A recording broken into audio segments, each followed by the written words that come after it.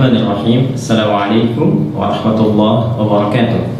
Alhamdulillah wassalatu wassalamu ala Rasulillah wa ala alihi wa sahbihi wa man walah wa ba'd.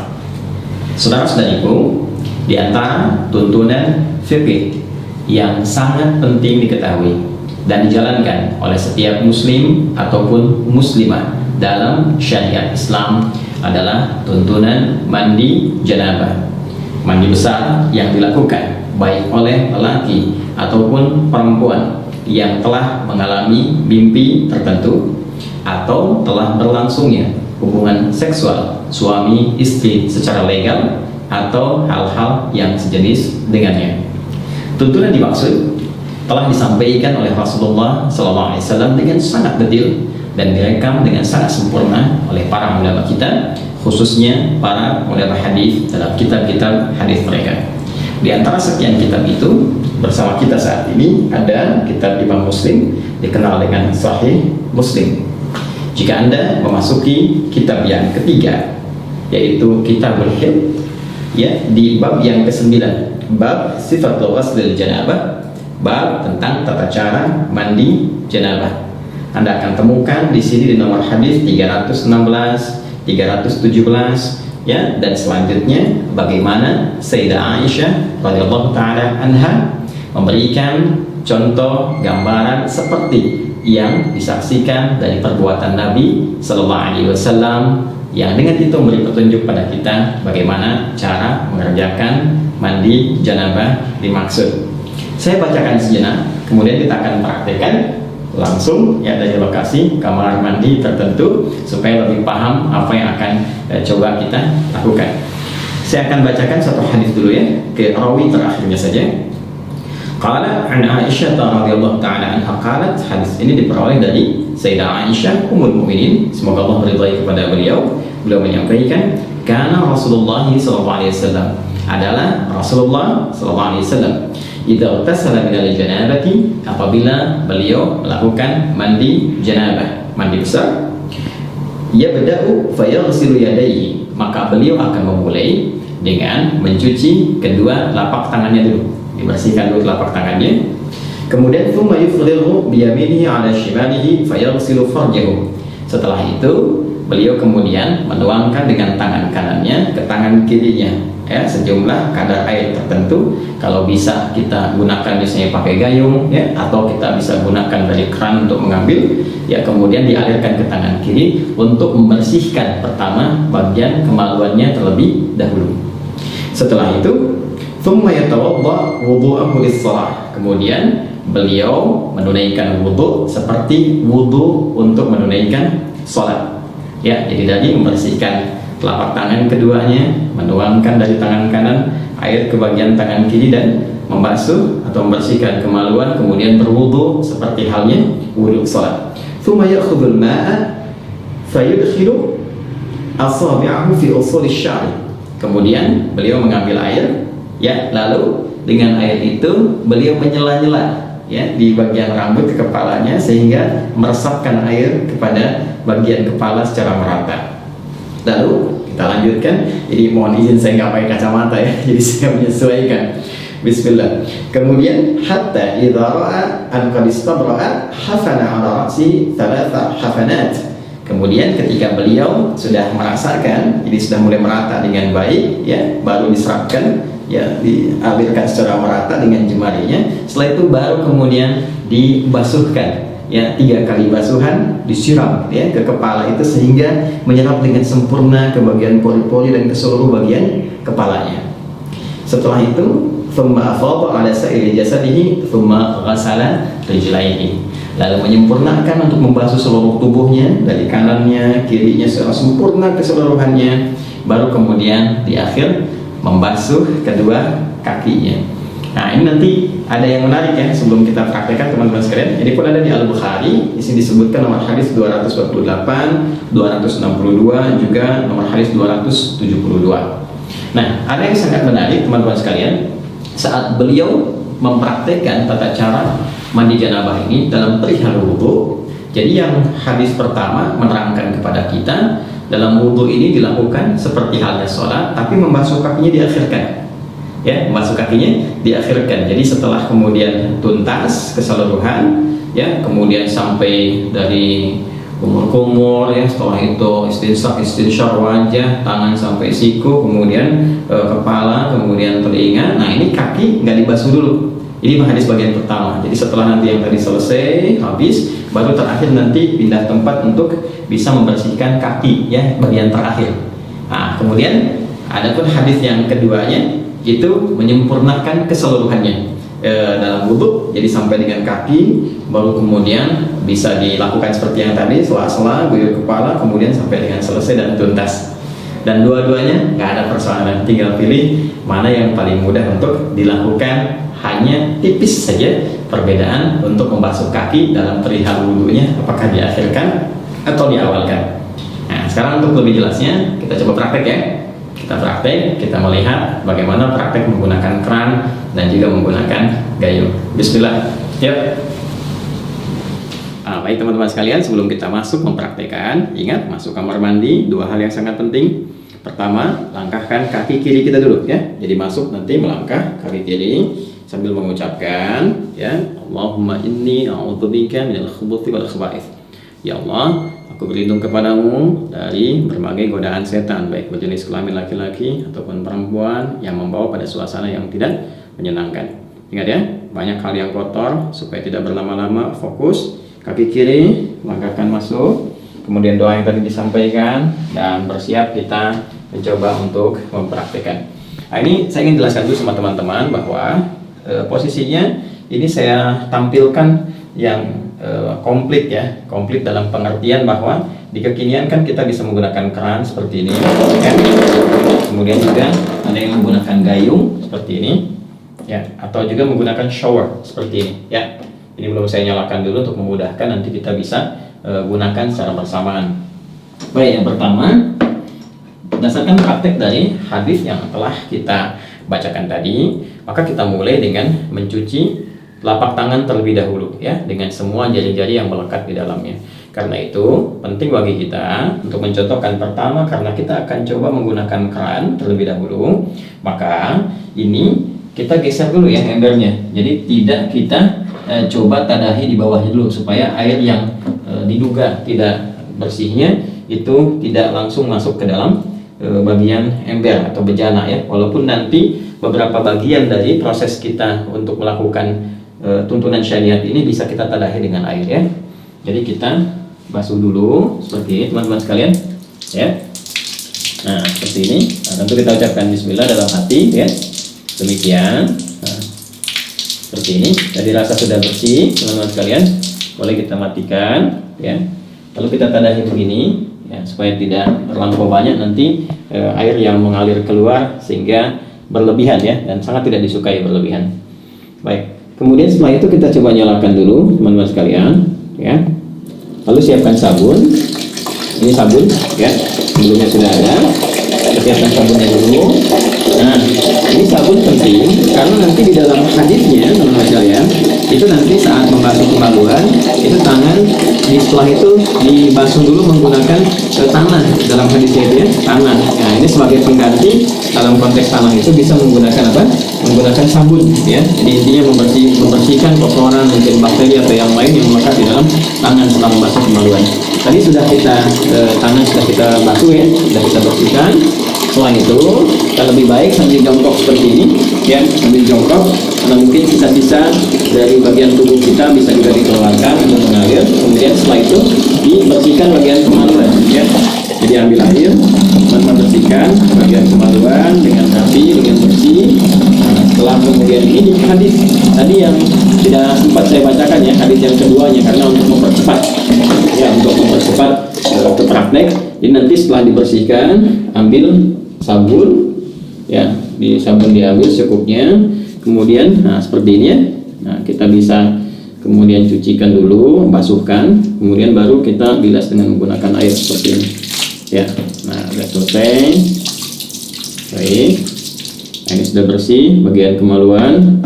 Lalu setelah itu kita bersiap untuk berwudu seperti wudunya sholat, ya. Jadi ini saya coba singkapkan dulu teman-teman sekalian, ya, sampai sini supaya ini bagian siku juga bisa ada batas yang terlihat. Ini ya. Kita mulai wudhu seperti halnya wudhu untuk sholat. Nah, ini seperti biasa ya. Nah, boleh kalau mau begini lagi, ini kan sudah bersih di tangan tadi ya, begini. Nah, sudah berniat dalam hati kita. Nah, bismillah sudah kita ucapkan juga ke dalam hati kita. Kita mulai ya. Baik. Nah, ini kita bisa berkumur-kumur seperti biasa.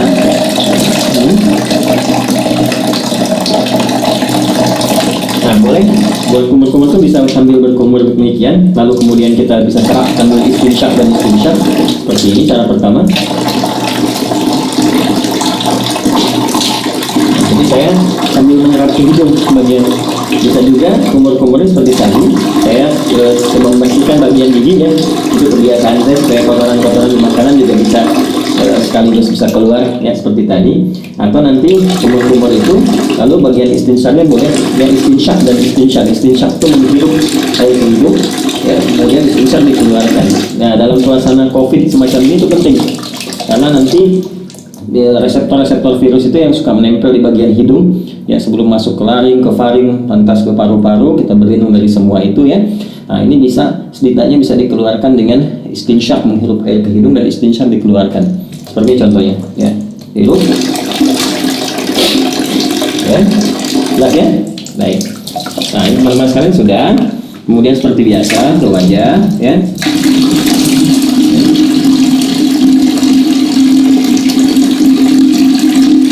Nah, teman-teman ya, ingat yang pernah saya contohkan. Jadi ngambil air, ini saya ambilkan. Ini nggak apa-apa saya agak ini karena saya tadah di bawah ya. Nah, seperti ini. Lihat baik-baik. Nah, begini. Ini yang jempol ya, ke bagian belakang telinga begini.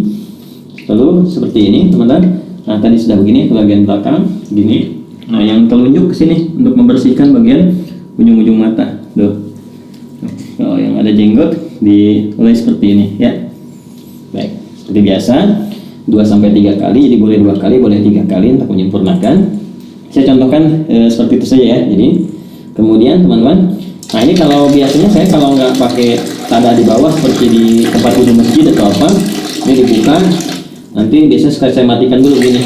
Tuh, ya tangan sampai siku seperti biasa, kanan dulu sampai selesai ya. Lalu setelah itu biasa yang kirinya ya, ini 2 kali, bisa 2 kali ya, sampai 3 kali, baru setelah 2-3 kali kiri ya. Nah, ini juga sama ya, 2-3 kali teman-teman sekalian. 2-3 kali itu ambil air lagi ya, kalau kita mau rasakan begini nggak ada masalah kan. Terus setelah itu bagian kepala kita rasakan ya, diusap sini ke belakang, balikan kembali ya. Boleh langsung ke telinga begini ya, seperti ini boleh ya.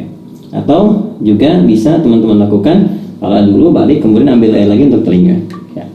Nah, bagian kaki ini bisa kita lakukan sekarang ya, seperti biasa. Wudhu biasa, bagian kakinya misalnya seperti ini ya, ambil begini kan. Nah, ini kan ya, bagian jari-jari jangan lupa teman-teman. Nah, seperti ini. Nah, kita ambil lagi ya, ke kanan, kemudian juga yang kiri ya, disempurnakan teman-teman seperti biasa teman-teman lakukan ya, yang kirinya.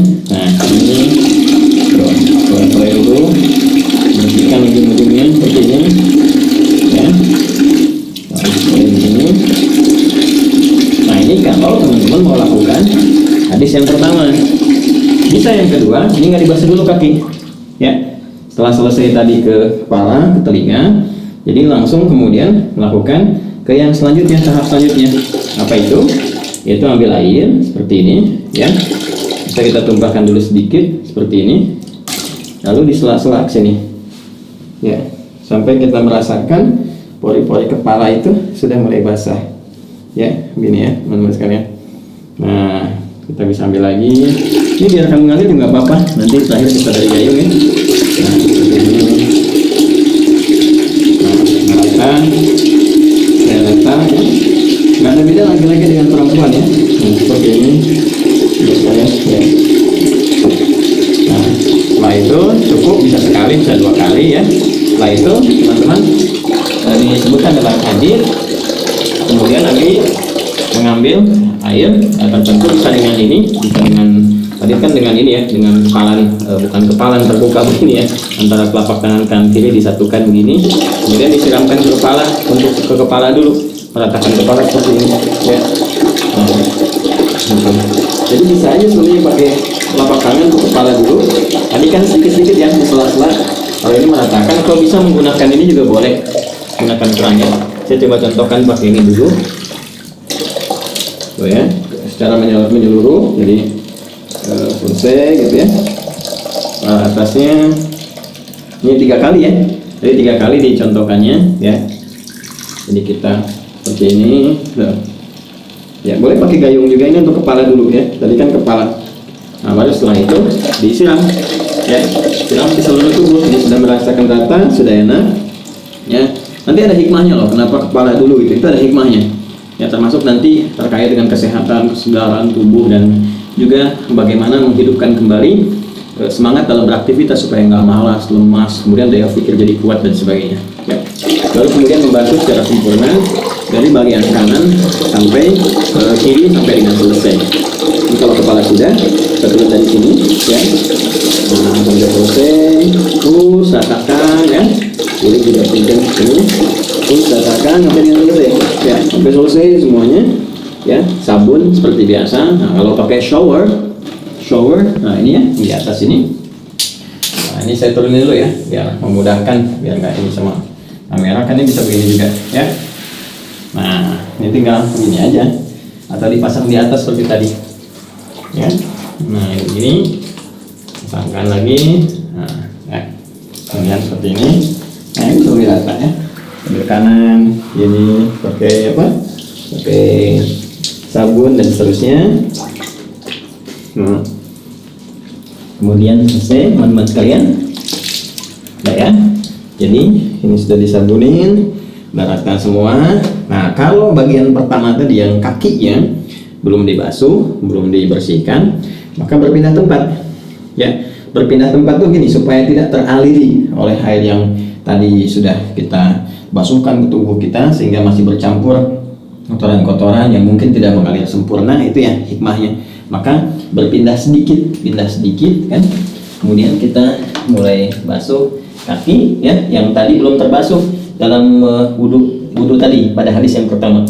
Boleh kita basuhkan sesuai seperti yang dalam apa namanya wudu. Kita ambil saya begini ya, kita basuhkan. Nah, seperti ini ya, ini basuh kaki secara sempurna ya kan. Lagi, nah seperti ini ya. Atau karena saat mandi tadi kan sudah bersih, gosok-gosok, bisa tinggal begini juga bisa ya, begini bisa. Nah seperti itu. Nah cuma kalau kita ambil hadis yang kedua, kita ingin gunakan wudhunya sempurna sampai dengan ke kaki seperti tadi saya contohkan, maka yang terakhir nggak perlu dilakukan lagi ya, cukup kita siram aja untuk selanjutnya gitu kan, selesaikan dan sudah selesai. Nah karena sudah mandi besar itu menghilangkan hadas-hadas yang besar, otomatis yang kecil juga hilang ya. Jadi tidak perlu kita berwudu kembali. Kalaupun ada yang ingin berwudu kembali ya tidak dipersalahkan juga. Tapi karena sudah selesai kan tadi wudu sudah, kemudian mandinya juga sudah, jadi tidak wudu pun ya tidak menjadi persoalan, tidak perlu wudu lagi, tinggal pakai handuk ya, diselesaikan, dirapikan dan selesai tuntas. Nah ini teman-teman admin nggak bawakan handuk, jadi saya harus keluar untuk contohkan dulu, keluar kamar mandi dengan menggunakan kaki kanan. Ya kita keluarkan menggunakan kaki kanan seperti ini ya, sambil kita mengucapkan ghufranaka ya, ghufranaka ta alhamdulillahilladzi adhaba 'anil adha wa 'afani ya. Ya Allah ampuni kami, ya Allah maafkan, karena saat tadi di kamar mandi kan kita nggak berzikir ya, nggak mengucapkan kalimat thayyibah, dan dalam situasi tempat yang tidak bersih dan penuh dengan godaan-godaan setan. Kemudian kita juga bersyukur pada Allah, segala puji bagi Allah yang telah menghilangkan berbagai gangguan dan menyehatkan kita setelah kita mandi kembali. Jadi mandi itu ada kaitan dengan kesehatan, kekuatan. Nah, itulah Islam mengajarkan kita. Teman-teman sekalian, itu yang bisa di-share, disampaikan. Wah ini udah dicontohkan sepenuh hati, fisik dan jiwa. Jadi kalau belum jelas juga ya tinggal berikan petunjuk lah dengan cara apa lagi saya mesti mengajarkan ya. Ini hadisnya sudah ditampilkan. maknanya udah disampaikan, basah-basahan juga udah, tinggal mudah-mudahan bermanfaat. Ya, saling mendoakan. Terima kasih. Subhanakallahumma wa bihamdika asyhadu an la ilaha illa anta astaghfiruka wa atubu ilaik. Assalamualaikum warahmatullahi wabarakatuh.